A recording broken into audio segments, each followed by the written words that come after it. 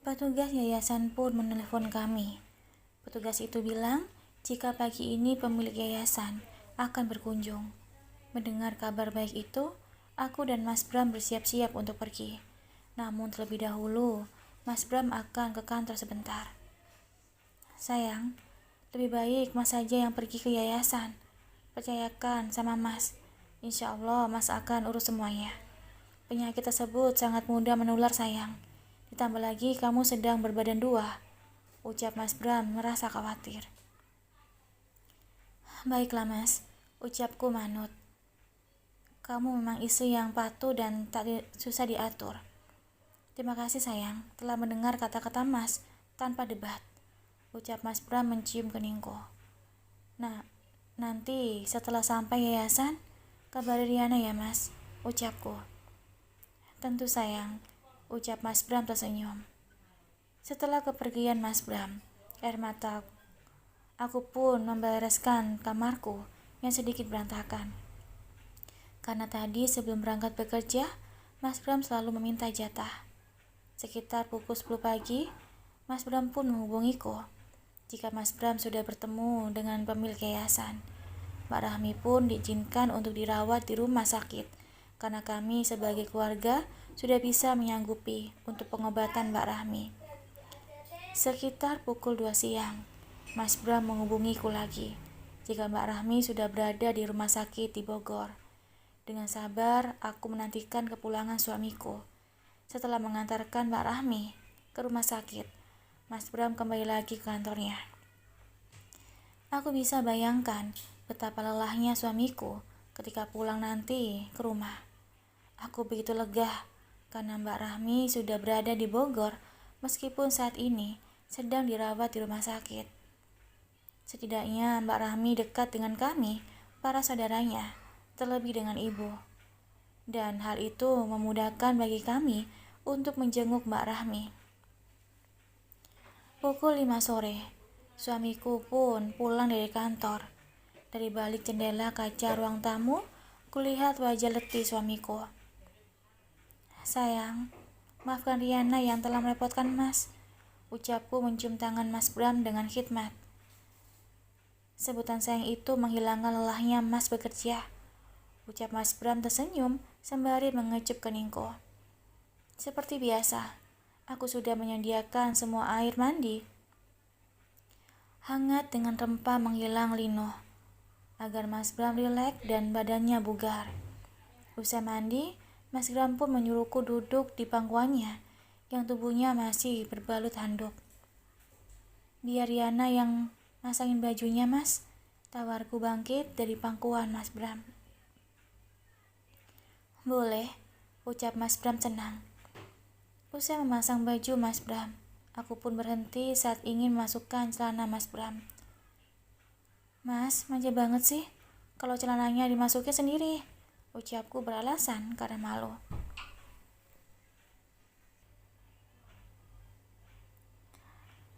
Tawa Mas Bram ketika aku tak jadi memasukkan celananya. Suamiku suka sekali menggodaku. Setidaknya dengan begitu, Mas Bramku bisa tertawa lepas dan membahagiakan hatinya. Riana, Mas makin gemes lihat kamu seperti itu. Andai saja waktu tak mepet, sudah Mas eksekusi, ucap Mas Bram genit. Sisakan tenaganya untuk nanti malam Mas, ucapku menggoda Mas Bram dan berlari kecil meninggalkan beliau. Seperti anak kecil, aku berlarian dikejar oleh Mas Bram sembari tertawa. Saat menuruni anak tangga, kakiku terpleset dan jatuh tersungkur ke lantai. Aku lupa jika aku sedang hamil. Dengan sigap Mas Bram memelukku dan menjatuhkan badannya menghadang tubuhku, agar aku tak terluka sedikit pun. Aku berada di atas tubuh Mas Bram, sementara Mas Bram sendiri tak berkutik ataupun meringis. Mas, ucapku panik, sembari menepuk-nepuk pipi Mas Bram. Ya Allah, Bram kenapa nak? Ucap ibu berlarian menghampiri kami di bawah tangga. Bram, bangun nak, ucap ibu juga ikut panik. Bik Parni pun memanggil Pak Hardan. Dengan cepat Mas Bram segera dilarikan ke rumah sakit. Di dalam mobil, tak henti-hentinya aku menangis. Mas Bram sedari tadi belum sadar juga dari pingsannya. Sampai di rumah sakit, Mas Bram pun segera ditangani oleh petugas rumah sakit. Sekitar 5 menit, akhirnya mata Mas Bram pun terbuka. "Sayang, apa kamu tidak terluka?" tanya Mas Bram langsung mengkhawatirkan keadaanku. "Mas, Riana tidak apa-apa. Di bagian mana yang sakit, Mas?" ucapku sembari memeriksa tubuh Mas Bram. "Untuk saat ini, Bapak kondisinya baik-baik saja. Mungkin pas Bapak terjatuh, ada organ tubuh yang terbentur, dan itu membuat Bapak jatuh pingsan. Ada lecet di punggungnya saja yang memar. Nanti kami berikan salep penghilang rasa sakit," ucap dokter yang menangani Mas Bram. Akhirnya kami pun diizinkan pulang hari itu juga. "Lain kali, kalian harus hati-hati, Nak. Beruntung tidak ada yang terluka parah," ucap ibu khawatir. Sampai di rumah, Mas Bram langsung menunaikan ibadah sholat maghrib. Aku bersyukur suamiku baik-baik saja. "Mas, gara-gara Riana Mas sampai terluka. Riana janji gak akan menggoda Mas seperti itu lagi," ucapku menyesal. "Sayang, ini semua bukan salahmu. Hanya saja karena bahagia kita lupa untuk tidak hati-hati," ucap Mas Bram memelukku. Sebelum tidur, kami pun mengobrol sebentar, membicarakan tentang Mbak Rahmi. Mas Bram bilang jika yayasan tersebut pemiliknya ada 3 orang, dan salah satunya adalah abiku sendiri. Dan yang bertugas untuk sering berkunjung adalah Pak Basri. Dan yang satunya lagi, Mas Bram tidak tahu namanya, karena identitasnya tak dipublikasikan. Dan orang itulah yang membayar perawatan untuk Mbak Rahmi. Aku mengira malam ini Mas Bram tak meminta jatahnya karena punggungnya lecet. Ternyata Mas Bram tak menghiraukan akan hal itu. Pagi pun tiba. Hari ini kami akan berkunjung ke rumah ibu, sekalian mengajak ibu untuk menjenguk Mbak Rahmi di rumah sakit. Saat kami keluar dari rumah, tiba-tiba mobil Tuti masuk ke perkarangan rumah Mas Bram. Entah apa yang Tuti perlukan, datang pagi-pagi ke rumah. "Maaf Riana, Mas Bram, Tuti tidak tahu jika kalian berdua mau keluar. Tadinya Tuti ingin mengobrol dengan Riana," ucap Tuti lembut. Lucu juga Tuti menyebut nama suamiku dengan sebutan Mas, sama seperti diriku. "Maaf, kita ada kepentingan di luar," ucap Mas Bram singkat tanpa senyuman. Tuti pun pamit pulang dan kami tetap melanjutkan perjalanan ke rumah ibu. Beruntung hari ini, Fadil dan Bang Imran bersamaan libur kerja. "Bu, apakah ibu sudah siap untuk bertemu dengan Mbak Rahmi?" ucapku pelan. "Nak, di mana Rahmi berada sekarang, Nak?" ucap ibu meneteskan air mata. "Mbak Rahmi sakit keras, Bu, dan sekarang sedang dirawat di rumah sakit," ucapku memeluk ibu. Ibuku tak kuasa menahan tangis dan bergegas berganti pakaian guna menjenguk Mbak Rahmi. Di sepanjang perjalanan ke rumah sakit, aku pun menceritakan keadaan Mbak Rahmi kepada ibu. Beliau begitu bersedih dan tak menangis pilu. Saat kami tiba di pintu ruangan Mbak Rahmi, beliau terdengar berteriak mengerang kesakitan dan sambil memanggil nama ibu. "Ya Allah, Nak," ucap ibu tak tega melihat keadaan Mbak Rahmi. "Rahmi, ini ibu, Nak," panggil ibu pelan. Sejenak Mbak Rahmi berhenti berteriak dan sepertinya Mbak Rahmi merespon suara dari ibu. "Rahmi, ini ibu, Nak," ucap ibu kembali memanggil nama Mbak Rahmi. Mbak Rahmi pun dengan perlahan membuka matanya. Air mata Mbak Rahmi pun menetes tanpa henti. "Ibu, benarkah itu ibuku?" ucap Mbak Rahmi kembali berteriak seolah tak percaya. "Ini benar ibumu, nak? Apakah kau masih mengenali ibu, nak?" ucap ibu terisak. Ibu sengaja tak mendekati Mbak Rahmi, karena dokter menganjurkan untuk sementara pasien dan pengunjung tidak boleh bersentuhan secara langsung.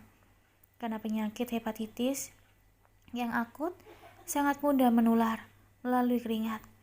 Apalagi usia ibuku sudah uzur dan rentan tertular penyakit. "Ibu, benarkah?" ucap Mbak Rahmi memastikan dan menangis sesegukan. "Maafkan Rahmi, Bu.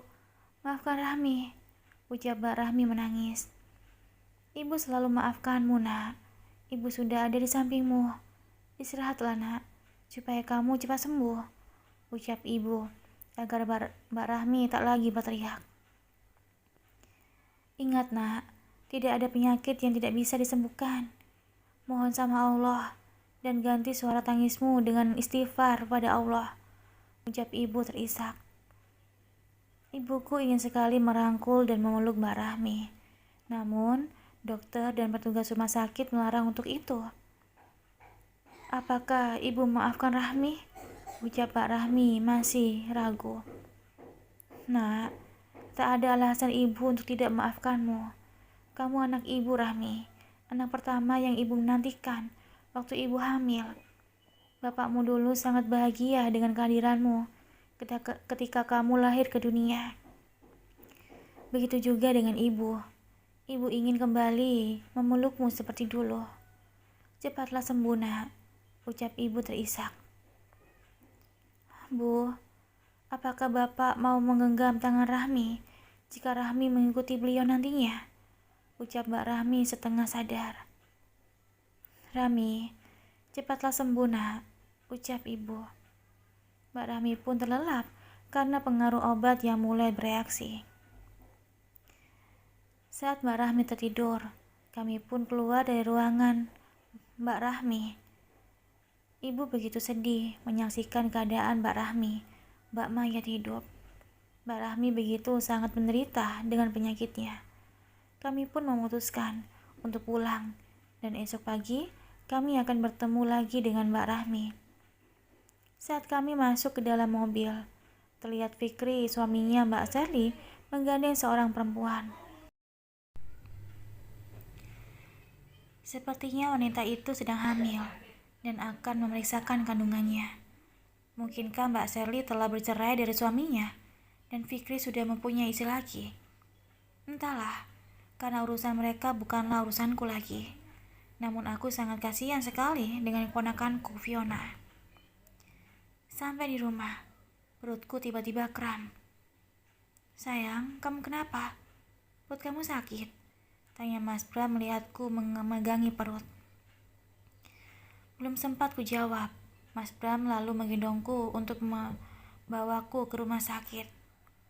"Mas, turunkan Riana. Riana tidak apa-apa, Mas.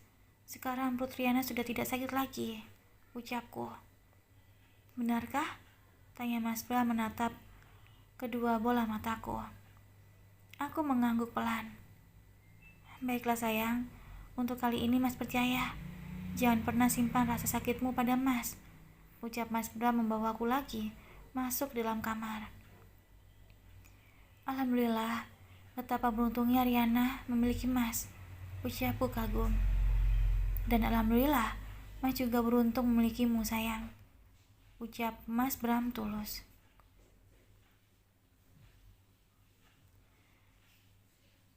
Sore itu, kami sedang duduk santai berdua di teras bersama Mas Bram.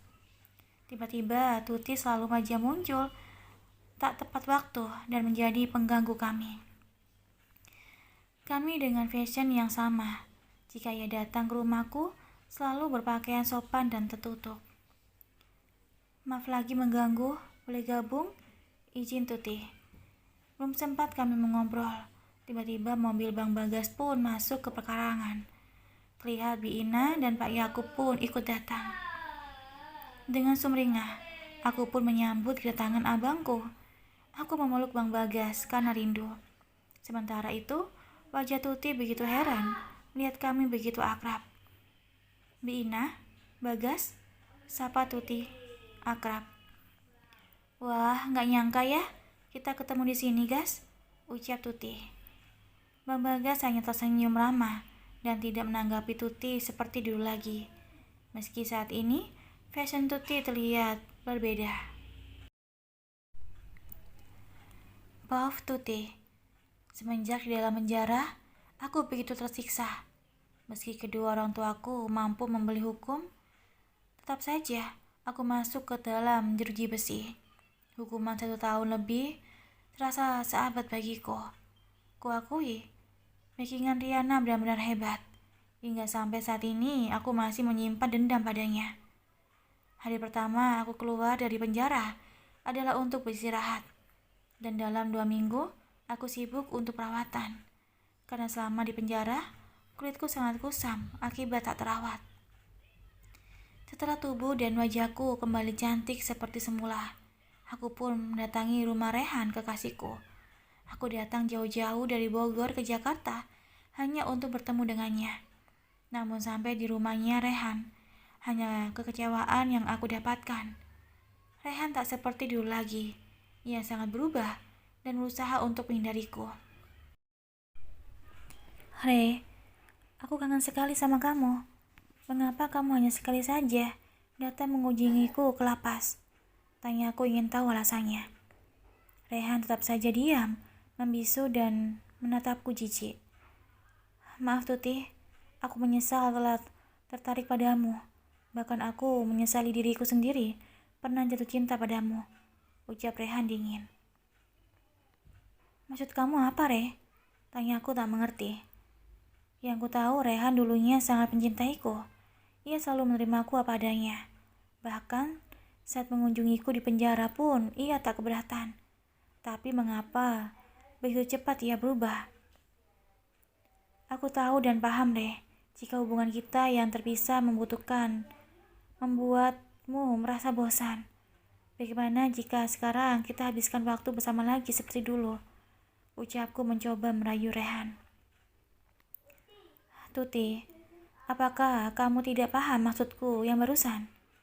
Aku telah menyesal telah jatuh cinta padamu, ucap Rehan menekankan. Baiklah Re, kamu akan menyesal telah memperlakukanku seperti ini, ucapku kecewa berat. Rehan begitu belagu, padahal dulunya aku tak pernah cinta padanya.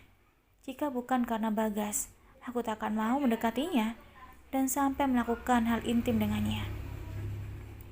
Aku pun tak lantas langsung pulang ke Bogor, melainkan aku mampir ke rumah Bagas untuk sekedar mengetahui kabarnya. Namun kedatanganku lagi-lagi berujung kecewa, karena Bagas tak ada di rumah dan ia bertugas menjadi dokter di desa terpencil.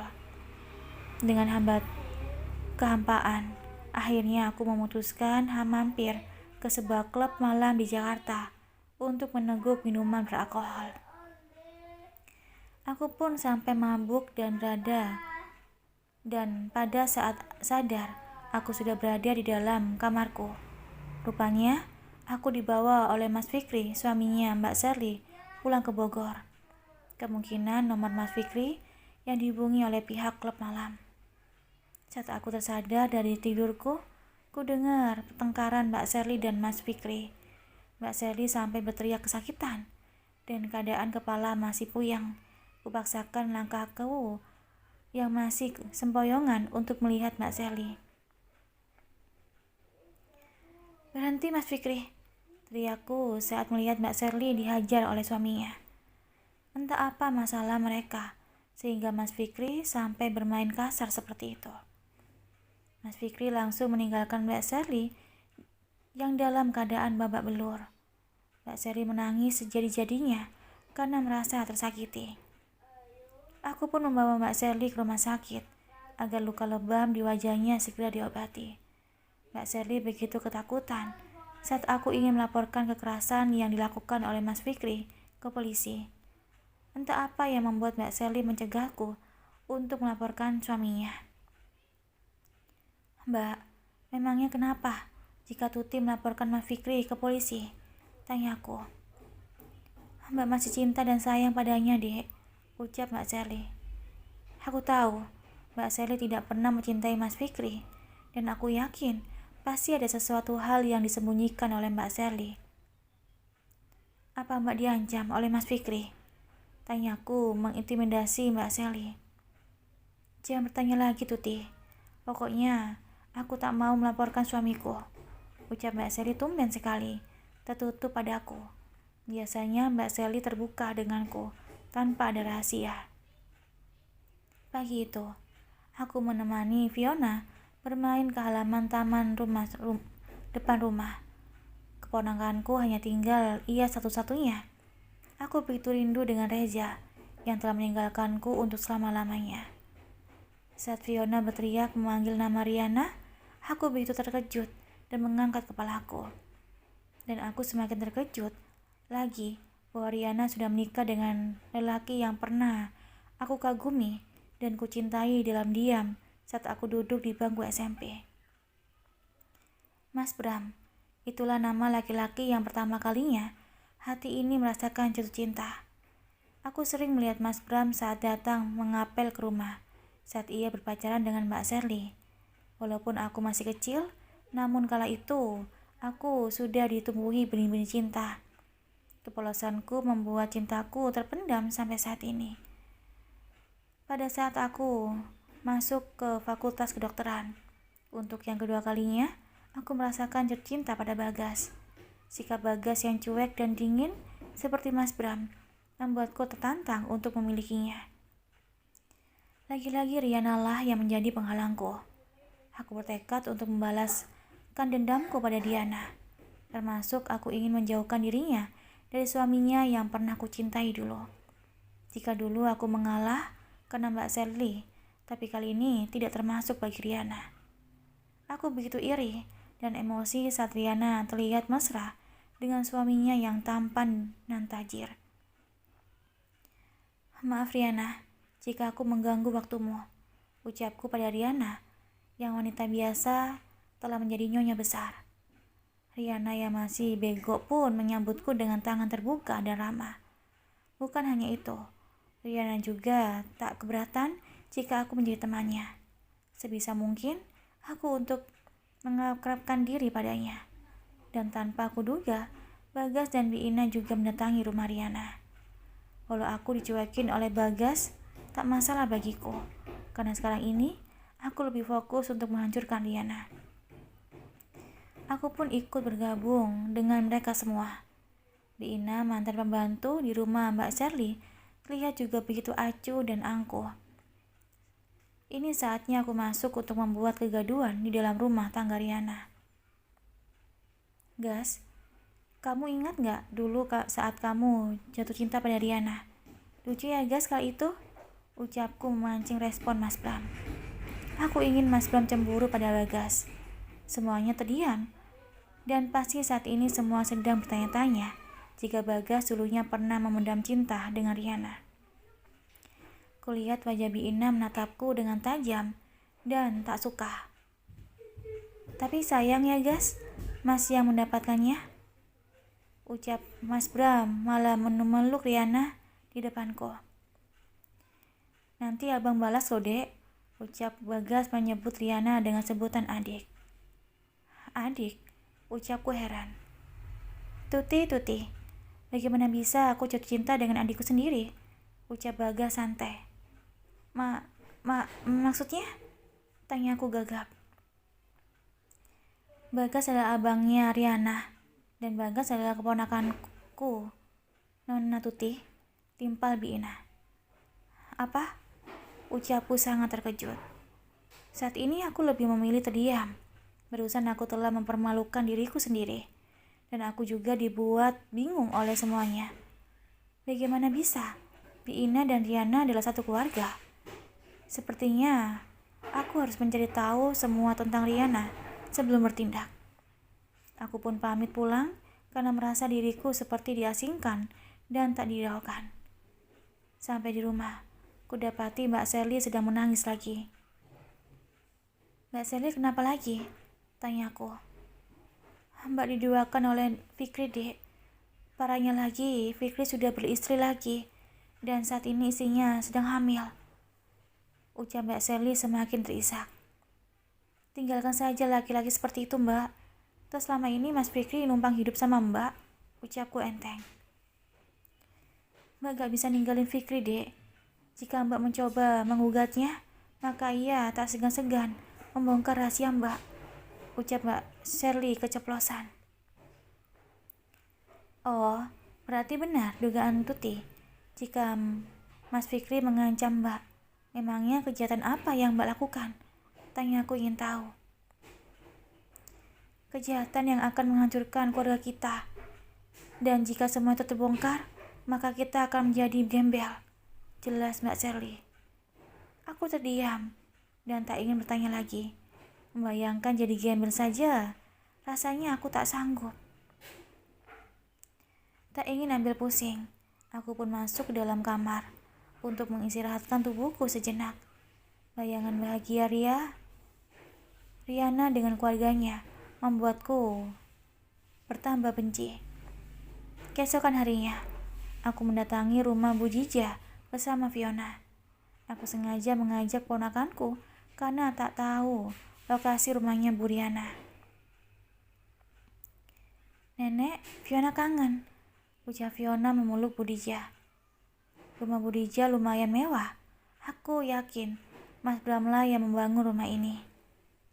Bang Imran, ucapku terkejut melihat saudara Bang Farid juga tinggal bersama ibunya. Namun aku tak melihat Mbak Yuli dan kedua anaknya, Rizka dan Rizky. Dengan cuek, Bang Imran melewatiku begitu saja. Mentang-mentang sekarang adiknya Riana bersuamikan orang kaya, mereka semua semakin belagu. Tak ingatkah dulunya, Bang Imran sering datang mengemis uang ke rumah Mbak Sally. Dan lebih mengejutkan lagi, saat tamu Budija datang berkunjung, aku sangat mengenalinya, bahkan aku ingin bersalaman dengan beliau. Ia adalah Pak Sidik, omnya Rehan, sang miliarder.